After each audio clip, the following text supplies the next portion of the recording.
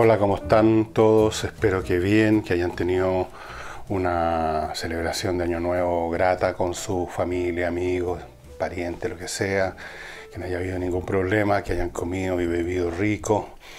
Y hagámonos todos la esperanza que nos hacemos año tras año de que va a ser un año mejor, aunque en realidad no hay ninguna razón para esperar que un año X va a ser mejor porque es nuevo. Eso. Pero todos vivimos y está bien que así sea, haciéndonos esperanza de distintas cosas para poder afrontar el día a día. Así es que, ok, feliz año nuevo a todos. Y entro en materia. Hay algo que se me quedó sin... Lo anuncié que lo iba a examinar y no lo hice el 31 de diciembre en relación al tema mapuche, y era, lo voy a decir ahora, el modo como los medios de comunicación tradicionales, la televisión, la radio, la prensa está cubriendo este evento. Y la impresión que yo tengo, y que quizás ustedes comparten, ustedes probablemente ven más, o sea, ven televisión, yo no veo mucho, o sea, no veo nunca en realidad, pero veo, no televisión chilena quiero decir. Hay muchos otros medios que a uno le permiten saber qué es lo que está pasando en esos medios de comunicación, y la prensa especialmente, que es la que más cubre o debiera cubrir estas cosas porque tiene más espacio.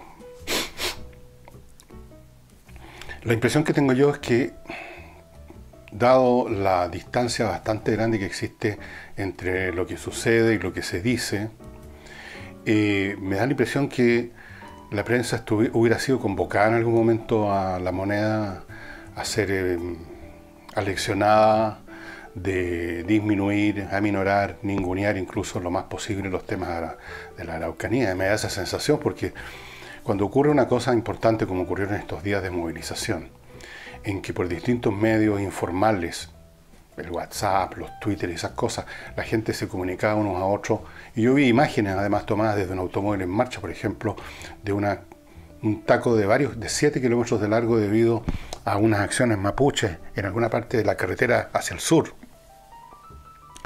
Cuando uno ve esas cosas, cuando uno sabe por otros medios que han habido enfrentamientos, y luego ve la prensa y comprueba de que no hay nada, prácticamente, o muy poco, uno tiene la sensación que está ocurriendo en Chile lo que pasaba en los países durante la Segunda Guerra Mundial, que la prensa de frentón era llamada por las autoridades a no cubrir esas cosas. En el caso de la guerra, no cubrir las derrotas, no cubrir los desastres, no cubrir barcos que habían sido hundidos, o a cubrirlos de la manera más minimizada posible. Tengo esa sensación. Quizás no ha ocurrido. Quizás no los convocaron a La Moneda. Quizás el ministro del Interior llamó por teléfono uno a uno a todos los directores de medios. No lo sé exactamente cómo, pero no entiendo la distancia que hay entre lo que pasa y lo que se dice. Es muy grande. Y eso con respecto a los medios de comunicación como medios, como instituciones. Cuando se trata de que las instituciones comunicacionales hagan tal o no hagan tal cosa, se llama a los directores o a los dueños. Luego tenemos el tema de los que trabajan en esos medios, los periodistas. Bueno, la inmensa mayoría de los periodistas hoy día, no sé la cifra, pero una gran mayoría, especialmente los periodistas jóvenes, no es necesario que los aleccionen, ya están aleccionados por sí mismos, porque son prácticamente el 90% son progres, comparten la narrativa mapuche, comparten todas esas cosas. Yo los conozco bien, o sea, yo he tenido que trabajar con ellos por años y los conozco lo que piensan, o lo que más bien dicho no piensan, conozco sus posturas, conozco la inmensa inclinación al oportunismo que tienen muchos de ellos, de estar siempre transmitiendo en la sintonía, que es lo que la gente espera para ganar aplauso, en parte también por miedo, porque mal que mal un periodista es un tipo que está frente a las cámaras muchas veces y por lo tanto es potencialmente un blanco. Entonces, ellos no necesitan, y lo hemos visto en muchas situaciones, cuando, por ejemplo, si un policía comete algo reprochable, entonces caen en masa para destruirlo. Si el crimen lo comete un combatiente, un comandante, entonces ahí se mira para otro lado, se toca apenas el tema, no se cuenta la cosa, pasa coladito. Ese es esto se los digo así de frentón. Yo lo viví por dentro todo esto, para que se vayan ustedes poniendo en alertas respecto a lo que leen y lo que ven. La gente todavía suele caer bajo la superstición de que porque algo aparece en leche molde, como se dice en la prensa, no puede ser mentira, no puede ser falso, no puede haber una distorsión. Las hay. Pero a todo dar. A todo dar. Sobre todo en tiempos como estos, donde precisamente aquellos que supuestamente existen y han estudiado, abro comillas, estudiado para entregar la verdad, para entregar la información, son personas que se consideran a sí mismos agentes del cambio, partes del proceso de transformaciones profundas, qué sé yo. Así que tengan cuidado con los medios de comunicación, se los digo. Yo no digo que todos los medios y todos los que trabajan en los medios. Estoy diciendo que una gran mayoría que son los que hacen el peso finalmente.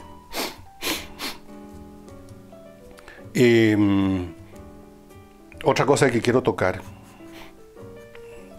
es el caso de este jovencito, este niño que murió debido a que no se encontró nunca un órgano para trasplantarle. Y ahora el país, en otro show que creo yo de hipocresía, porque esa es la palabra que corresponde, pone cara de circunstancia por esa muerte. Pero resulta que esos mismos que ponen cara de circunstancia, ya sea instituciones gubernamentales, autoridades, políticos o el público en general, no ha hecho ningún esfuerzo de verdad para que estas cosas no ocurran. Bueno, desde luego no hubo ningún donante, ¿no? Todos los días se muere gente. Sobre todo se muere gente en accidentes. O sea, por lo tanto, gente joven, muchas veces la mayoría, que están en perfecto estado de salud, y salvo los daños que sufren en el accidente mortal, muchos de sus órganos quedan en buen estado y se podían haber ocupado. Pero nada.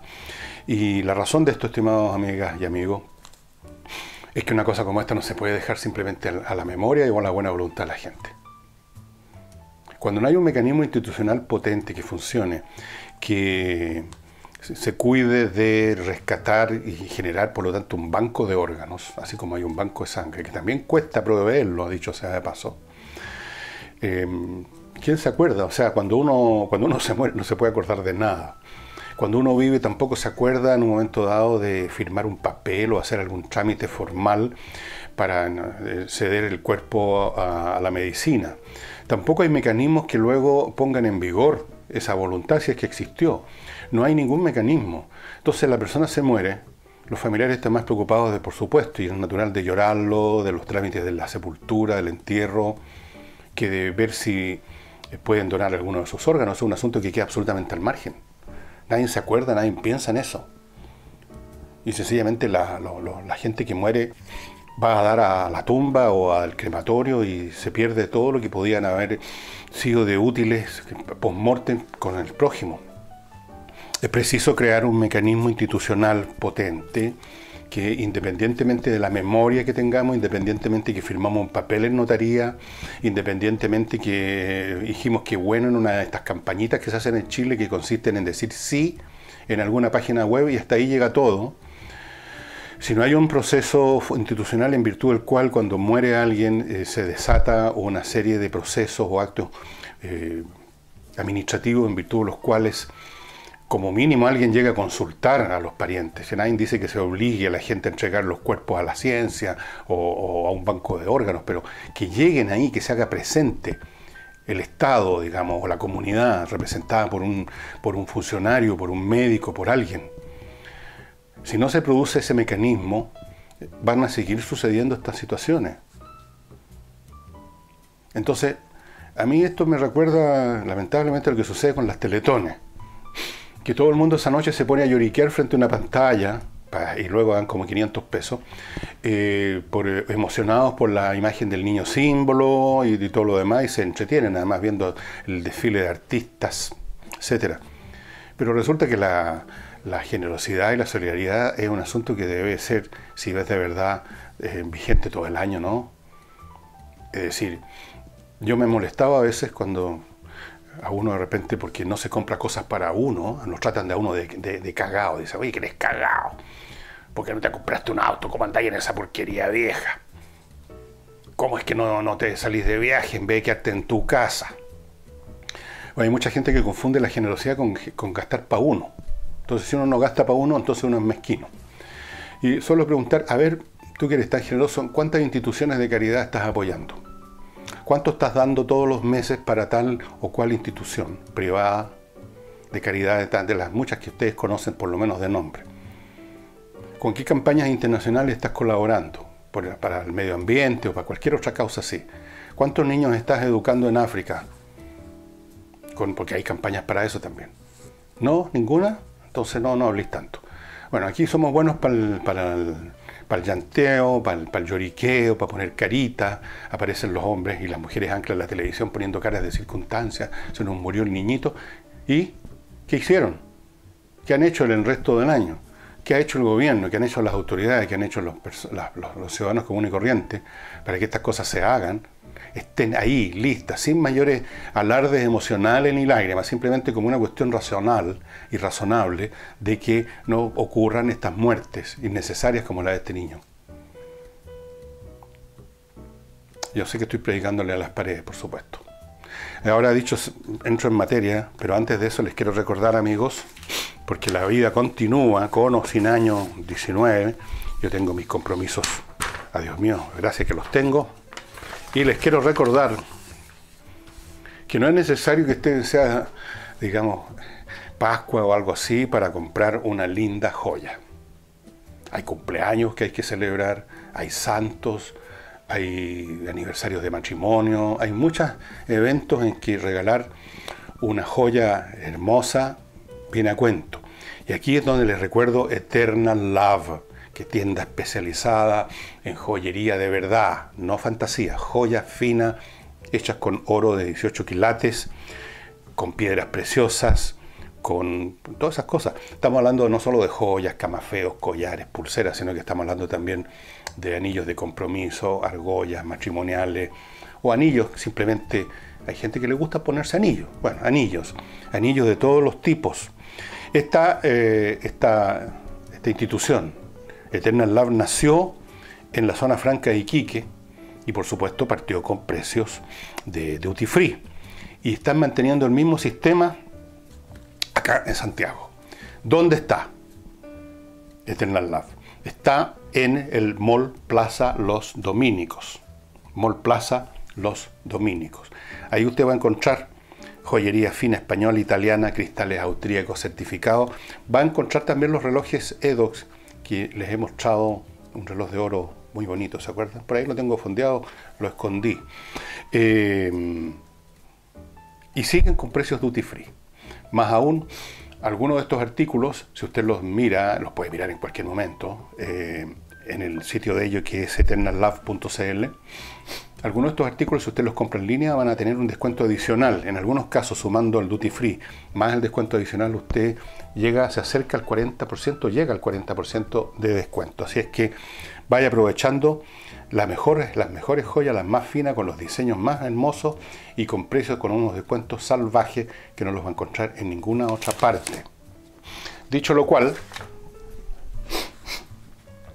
entramos a la noticia de lo que ocurrió ayer, que va a ser noticia todavía a largo rato, que es la asunción al poder del señor Bolsonaro, Jair Bolsonaro, en virtud de lo cual se produjo una cosa digna, digamos, de Ripley, de surrealista.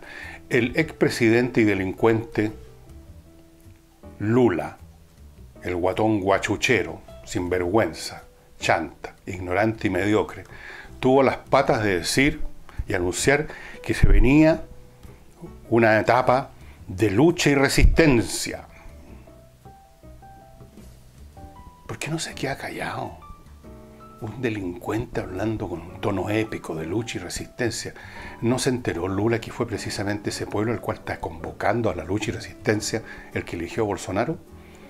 ¿No se da cuenta que lo eligieron no porque sea tan amoroso Bolsonaro, sino que para que no llegara otra vez al poder el Partido de los Trabajadores? O sea, el Partido de los Ladrones. No se da cuenta, no se dan nunca cuenta esta gente. No se dan cuenta que no saben sino robar y arruinar un país, estos grupos progresistas. Cuando habla de lucha y resistencia, ¿a qué se refiere el guatón guachuchero? Se está pidiendo a los que están en el poder todavía, los políticos que no han sido pateados en el culo, esa es la palabra, porque están en las cámaras, en el Congreso brasilero, porque en alguna oportunidad el pueblo, con sus infinita inteligencia los eligió. Y ahí están. Conocemos otros países, ¿no es cierto?, donde hay congresos enteros elegidos hace 2, 3 años, y donde la gente pisó el palito por enésima vez, y ahí los tenemos. Entonces está llamando a esa gente que sea lo más obstruccionista que sea posible. Pues esa es la lucha, la gran lucha y resistencia que está predicando el señor Lula, el guatón guachuchero. Jodan al gobierno Bolsonaro, háganlo fracasar, cosa que la próxima vez tengamos a traer una oportunidad de volver a robar, porque no nos alcanzamos a robar todo Brasil, todavía queda por meter la mano. Eso es el llamamiento de este señor. Ahora, fue un montón de presidentes, incluso presidentes de lejos, lejanos, como Netanyahu de Israel, y gente así. Llegaron y fue el presidente Piñera, que tuvo una larga conversación con Bolsonaro, y anunciaron que quieren acelerar o dar inicio a un montón de proyectos, entre ellos una ruta bioceánica que no va a pasar por Bolivia.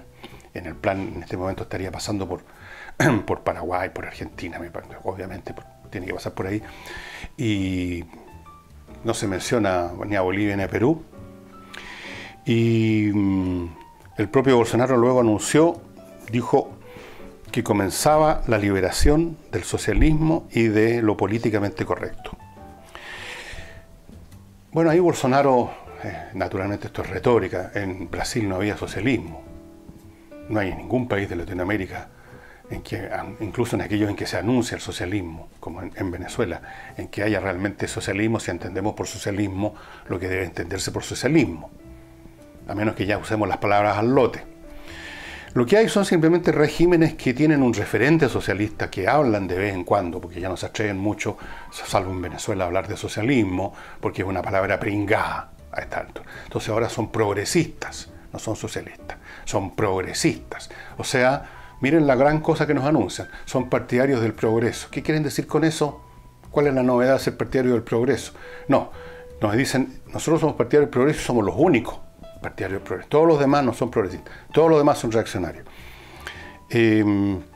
No liberó a Brasil del socialismo, liberó a Brasil del Partido de los Trabajadores, que no deja de ser.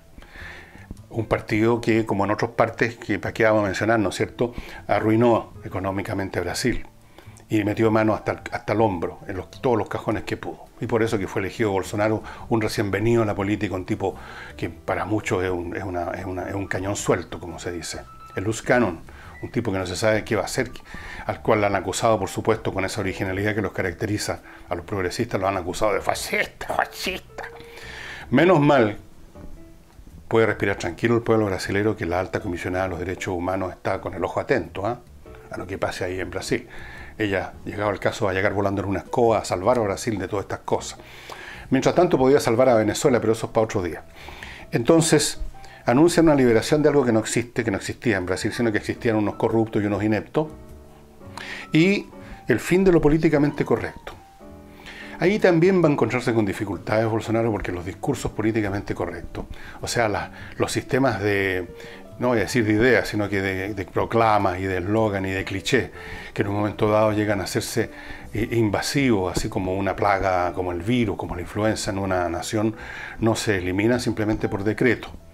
Es una especie de enfermedad que tiene que pasar por su estado febril y eventualmente, digamos, se desvanece en la nada de la cual nació.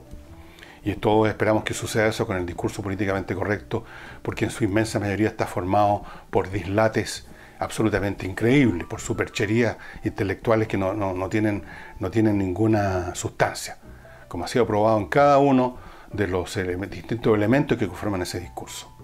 Todos. Y simplemente ha impuesto en algunos casos unas concepciones del mundo, de la sexualidad, de la identidad de las personas, que son francamente ya de una distorsión impresionante, de una verdadera locura. Eso no se cura tampoco con medidas administrativas. O sea, si una generación completa, especialmente hoy en día los jóvenes en Latinoamérica y en muchas partes del mundo, creen auténticamente y sinceramente que hay como 15 o 20 géneros sexuales distintos, que hay como no sé cuántas identidades de género, lo creen así porque así se les predicó y se lo compraron. Eso no va a desaparecer de la noche a la mañana porque Bolsonaro tenga una visión distinta, conservadora, tradicional. Así que eso tampoco lo va a lograr. Yo creo que el pueblo brasileño lo único que espera y puede esperar es que Bolsonaro no haga el tipo de cosas, de iniciativas que llevó a cabo en las políticas públicas, en las políticas financieras, en las políticas económicas el señor Lula y la señora Dilma Rousseff, y que llevaron a ese país enorme, repleto de riqueza y que podía ser una potencia mundial. Podía ser un gran país en vez de ser solo un país grande. Lo llevaron al estado en que se encontraba y que llevó a la elección de Bolsonaro. Los brasileños pueden esperar eso. No creo que puedan esperar mucho más. Así que vamos a ver qué es lo que hace Bolsonaro tratando de librarse de esta plaga de influencia llamada discurso políticamente correcto, y qué hace para librarse de un socialismo fantasmagórico que nunca existió, sino que existía corrupción y ineficiencia. Y de la corrupción también va a ser bien difícil, porque la corrupción no es monopolio del Partido de los Trabajadores en Brasil. La corrupción es, como todo estado de corrupción, un proceso que es muy difícil de revertir. Usted agarra un pescado que se está pudriendo y ¿qué hace para que se vuelva a su estado inicial, incluso salga nadando por algún lado? Es difícil, ¿no es cierto? La corrupción es casi, diría yo, un proceso natural, porque la corrupción no es otra cosa que el resultado final de darle libre curso a las tendencias depredadoras del ser humano, a la tendencia a querer obtener las cosas sin costo, sin esfuerzo, agarrar ahí donde se pueda. Eso es absolutamente uno de los rasgos más desagradables de la naturaleza humana, pero es parte de la naturaleza humana. Agarrar lo que se pueda, aprovechar. Entonces, la corrupción es cuando se desatan los frenos que en una sociedad sana mantienen a la gente comportándose dentro de la decencia y la honestidad, porque hay frenos, no porque la gente sea virtuosa, sino porque hay policía, porque hay leyes y hay sanciones que operan realmente. Entonces ahí esa sociedad hasta puede llegar a jactarse de lo honesta que es, de lo incorruptible que es.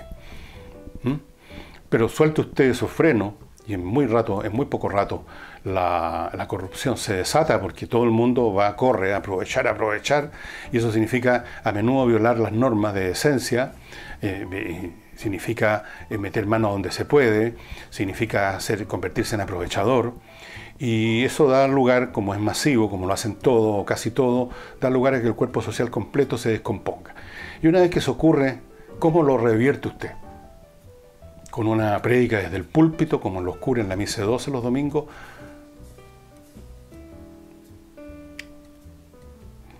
No tiene remedio. Casi me atrevo, yo incluso voy a ir un poco más lejos si ustedes me lo permiten, casi me atrevo a pensar que no existen sociedades incorruptas. Existen sociedades donde hay poca corrupción o donde la gente no quiere mirarse a sí misma en el espejo y viven en la ilusión de que son incorruptos, como hicimos en Chile por muchos años. En Chile no pasan estas cosas. En Chile los carabineros no reciben sobornos así en plena calle. En Chile los funcionarios públicos son, impecables. En Chile no pasa esto, en Chile no pasa lo demás allá, y ponía profunda arrogancia con eso. En Chile no pasaban tantas de esas cosas porque era un país muy pobre, no había mucho que robar. El Estado no estaba repleto de recursos viniendo de todas partes. La economía era muy pequeña. No había, no habían cajones donde meter las manos. O los cajones estaban medio vacíos. Pero aún en ese nivel de pobreza y de recursos escasos, yo recuerdo historias que me contaba mi madre, de cosas que se veían donde ella trabajaba en otras partes, que ahí donde se podía meter mano, metían mano. Por último, si no podía alguien desviar fondos cuantiosos de sus bolsillos, se robaba, los lápices de pasta de la empresa, lo que fuera. Así que no nos engañemos. La corrupción siempre existió, pero es así como existen dentro de nuestro cuerpo todo el tiempo bacterias y virus que nos están atacando y los mantenemos a raya. Y hablamos de enfermedad cuando se desatan, cuando no podemos parar esas infecciones porque se nos debilitó el sistema inmunológico. Pero la infección, la amenaza está siempre presente en nuestro cuerpo, y lo mismo en el cuerpo social.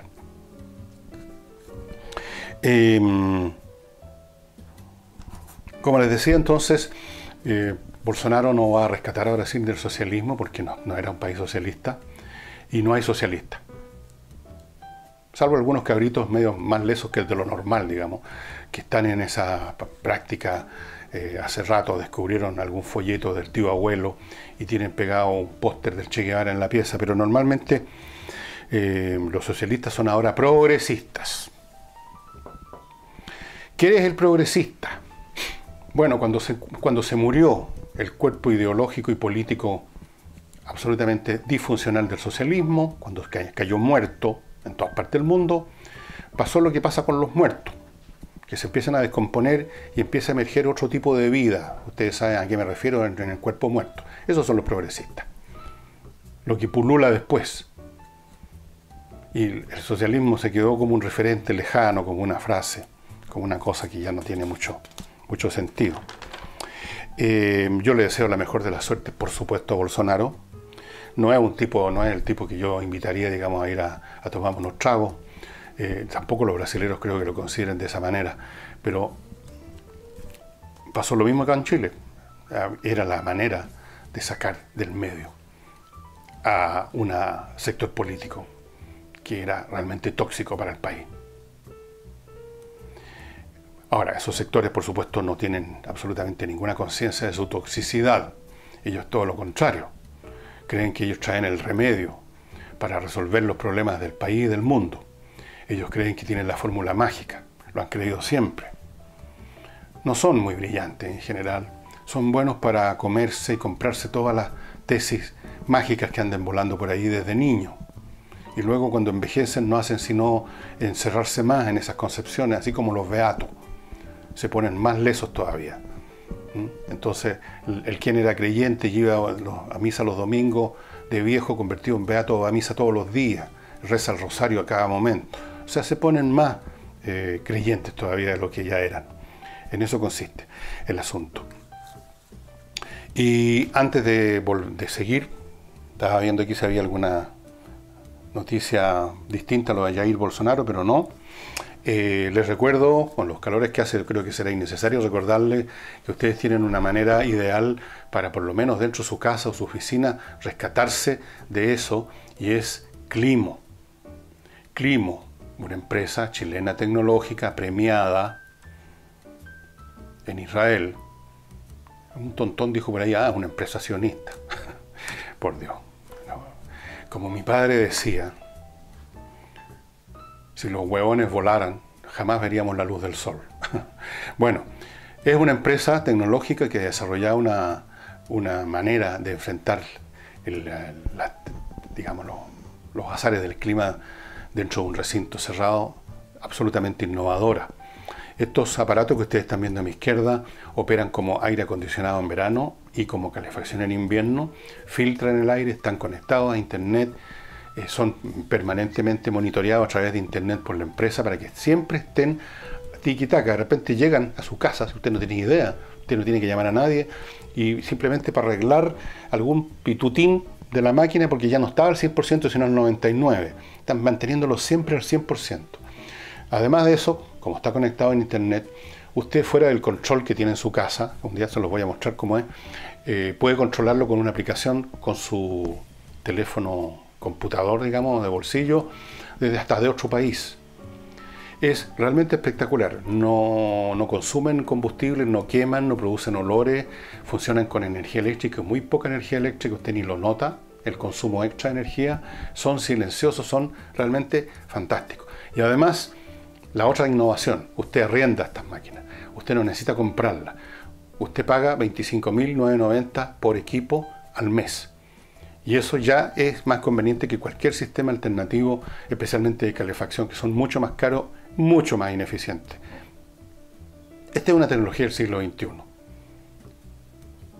Así es que póngase en la cola, estimado amigo, llame, póngase en contacto con miclimo.com, ese es el lugar en la web de Climo, miclimo.com, ahí están viendo los datos, y solicite la visita a los técnicos para que ya le vayan viendo cómo y dónde instalar el o los dispositivos para que le cambie completamente la vida en su departamento, en su casa, en su oficina, donde sea.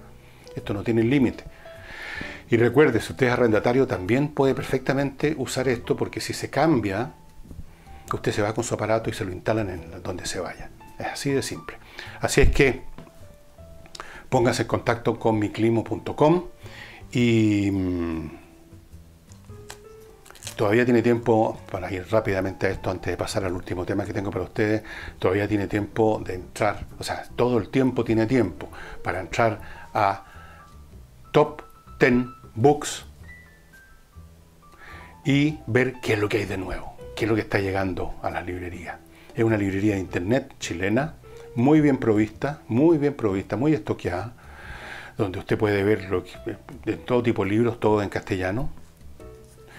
Y usted se va a encontrar con que los precios de cualquier libro son mucho más baratos, son más baratos que en cualquier otra parte, y además usted no tiene necesidad de ir con estos calores a una librería a comprarlo. Usted los ordena por internet y le van a llegar a su casa. Así, y en 24 o 48 horas a más tardar.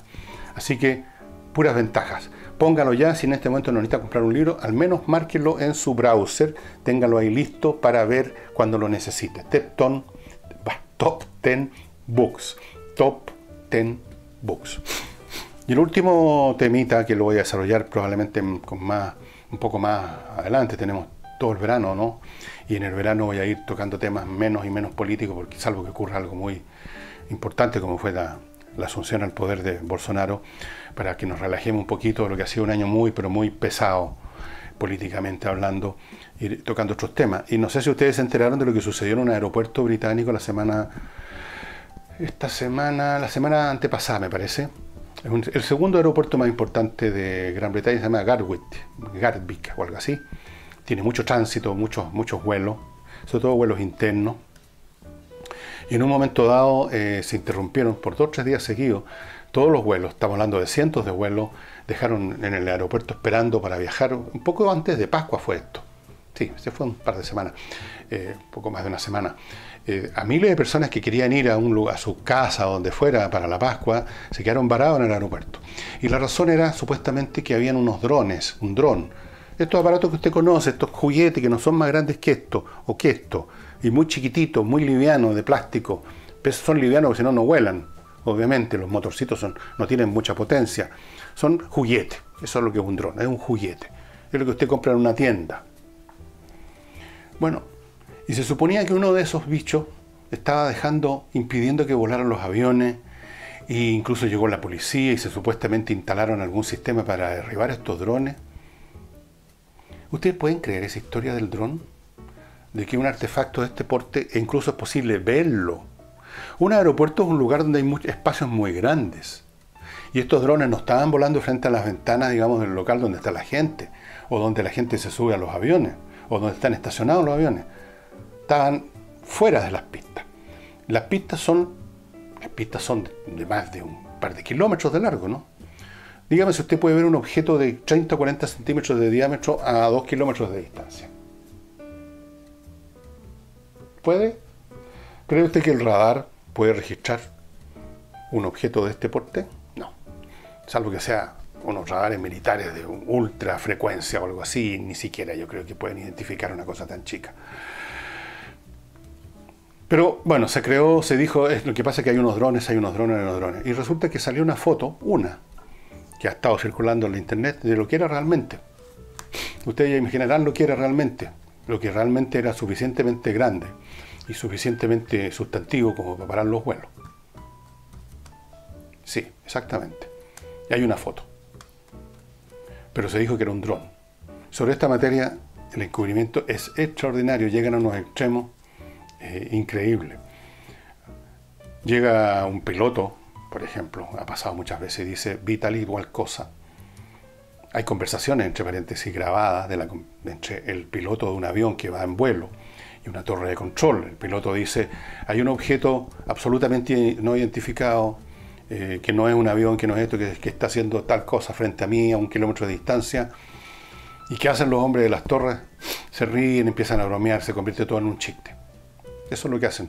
Normalmente o se niega o se inventa que es un dron. Bueno, más adelante les voy a ir contando, porque estas cosas tarde o temprano se van sabiendo, porque nos falta el que tiene una cámara hoy en día, y eso fue exactamente lo que ocurrió.